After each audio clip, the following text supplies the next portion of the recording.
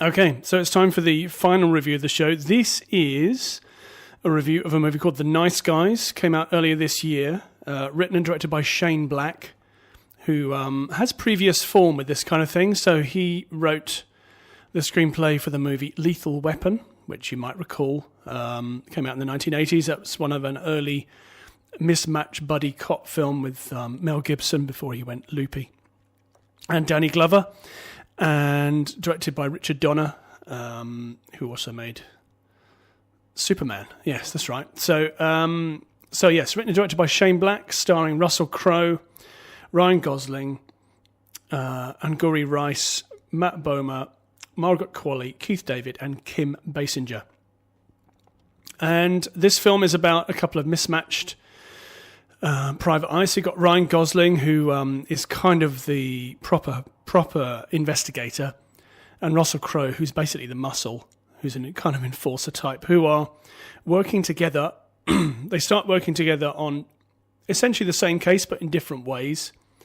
But they end up working on the same way in a search for a missing actress in Los Angeles in 1977. And so what we got here is we've got nice period detail. You've got a fair bit of violence, quite a lot of swearing, the kind of stuff you would expect from a Shane Black movie, really. And he, as I said, he has previous form with this kind of thing. Kiss Kiss Bang Bang from a few years ago that kind of revitalised Robert Downey Jr.'s career before he became Iron Man.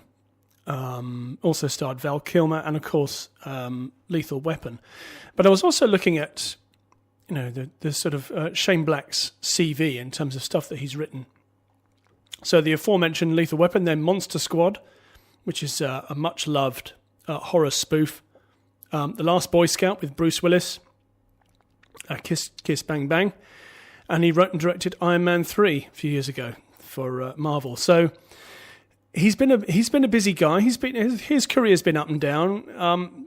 I think that I have reservations about this film in that, although it did make me laugh in places, I kind of feel like this the same way that I feel about Deepwater Horizon, in that as I was watching it, I was thinking, I've seen Shane Black do better stuff than this before. I think Kiss Kiss Bang Bang is a better film than this. I think Lethal Weapon is a better film than both of them. But he is very talented, and I think he's one of these guys who's been through the mill. He's been up and down in Hollywood, but he's had a very long working relationship with producer Joel Silver, who's a big player in Hollywood, and hence he can do stuff like this. Rotten Tomatoes, it has a rating of 92%, which I think is a bit high, but that may be because people are giving Shane Black a free pass in many ways. So it says it harkens back to the buddy comedies of a bygone era, while adding something extra courtesy of a knowing script and irresistible chemistry of its leads. That is true. Gosling and Crowe are very good. Also, Ryan Gosling has a young daughter in this film who is very likeable and brings something unexpected to the film. Kim Basinger is good too. I mean, yeah, the acting's all good. I just think Shane Black has done better stuff than this. And I remember when this came out, that it was sort of, as the Rotten Tomatoes rating there says, almost universally loved. But people forget that Shane Black has done this kind of thing before, and he's done it better than this before. So I would say that The Nice Guys is worth looking at. I think it's worth a look. But watch this, then watch Kiss Kiss Bang Bang, then watch Lethal Weapon. And then that may throw it into sharp relief.